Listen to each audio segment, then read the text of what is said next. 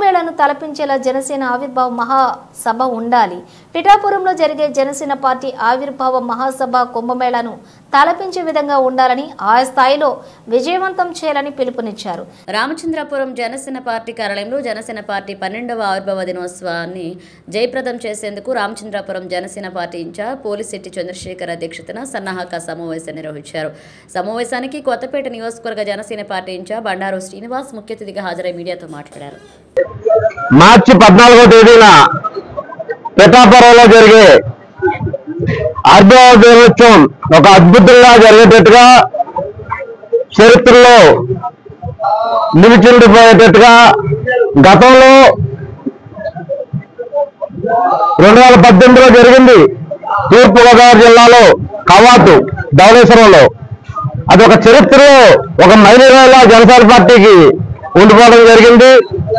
దాన్ని మించి ఈరోజు ఎన్డీఏ కూటమి ప్రభుత్వం రావటం, జనసేన పార్టీ అధ్యక్షులు పవన్ కళ్యాణ్ గారు డిప్యూటీ సీఎంగా ఉప ముఖ్యమంత్రి వర్యులుగా అధికారంలో భాగంగా ఉండగా మొట్టమొదటి 12వ ఆవిర్భావ దినోత్సవం జరుగుతుంది కాబట్టి దీన్ని ఒక అద్భుతంగా చేయాలి.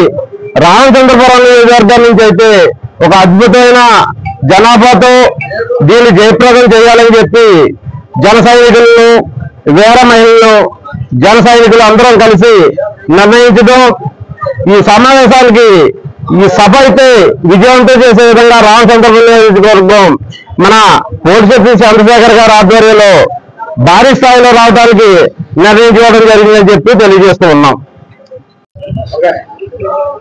అందరికీ నమస్కారం. రామచంద్రపురం నియోజకవర్గం జనసేన పార్టీ ఇన్ఛార్జ్ పోలిశెట్టి చంద్రశేఖర్ ఈరోజు మన తూర్పుగోదావరి జిల్లాలో జరుగుతున్న పిఠాపురం గ్రామంలో జరుగుతున్న 12వ ఆవిర్భావ సభ నిమిత్తం రామచంద్రపురం ఒక మీటింగ్ చేయడం జరిగింది.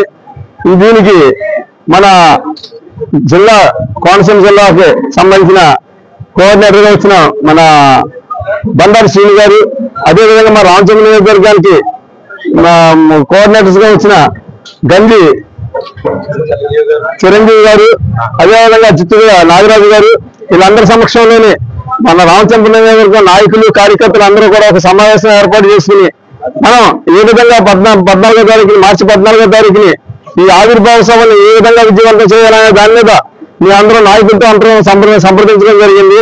అందరూ కూడా ఉర్రూతలుగుతున్నారు. ఏ విధంగా అంటే రేపు మన సభకు ఎప్పుడు వస్తుందా అని చెప్పేసి ఉర్రూతలుగుతూ ఆ సభకి అత్యధిక జనంతో అక్కడికి వెళ్ళాలని మన రామచంద్రపురం నుంచి ప్రతి ఒక్క నాయకుడు కూడా ప్రయత్నాలు చేస్తున్నాం.